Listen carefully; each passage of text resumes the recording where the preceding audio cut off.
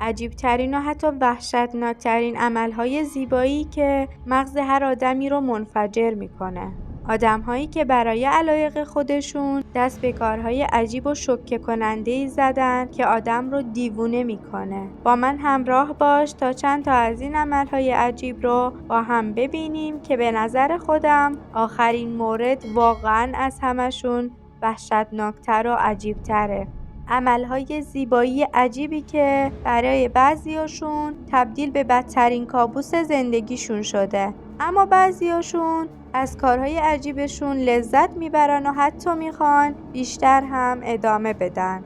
مرد سوسماری یا مرد مارمولکی. این مرد آمریکایی که علاقه عجیبی به خزندگان داره تصمیم گرفته که علاقه خودش رو به خزندگان نشون بده و به همین دلیل مسخره تمام بدن خودش رو طوری خالکوبی کرده که شبیه یک سوسمار به نظر برسه. اما عجیب اینجاست که به همین تغییر هم اکتفا نکرده و با تیز کردن دندوناش و حتی 2 تکه کردن زبونش و قرار دادن امپلنت هایی از تفلون روی ابروهاش که بهشون ظاهری شبیه شاخ داده خودش رو خیلی به سوسمار شبیه کرده.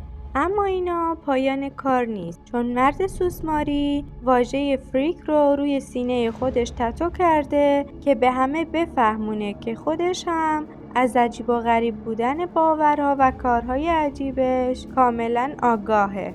هانگ میوکو، زنی معروف به معتاد جراحی پلاستیکی و اهل کشور کره، با تزریق روغن خوراکی به صورتش خودش رو به چیزی که میبینید درآورده. اون برای رفع چین و چروک صورتش چندین بار به دکتر مراجعه کرده بود و تزریقات زیادی انجام داده بود تا اینکه دکترش سرنگ مخصوص و مقداری سیلیکون به اون میده تا این کارو تو خونه خودش انجام بده. بعد از مدتی نمیدونم با چه عقلی میاد به جای سیلیکون روغن مصرفی و آشپزخونش رو به صورتش تزریق میکنه و این چهره وحشتناک رو برای خودش درست میکنه. من که واقعا انقدر شوکه شدم که دیگه نمیدونم چی بگم. به نظر من که هیچ آدم عاقلی با خودش همچین کارایی رو نمیکنه.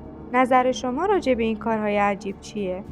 ژاکلین وایلدنستین، زنی که به هیولای 4 میلیون دلاری آمریکا معروفه، بعد چند سال چهره زیبا و طبیعی خودش رو به چهره غیر قابل تحمل تبدیل کرده و این غیر طبیعی بودن باعث جلب توجه همه به اون شده. وضعیتی که برای خیلی ها قابل تحمل نیست و باعث وحشتشون میشه. اون 4 میلیون دلار برای جراحی پلاستیک صورتش خرج کرده، اما متاسفانه نه تنها خوشگل نشده بلکه لقب زن شیر جنگل و زن گربه‌ای رو هم به اسم خودش کرده.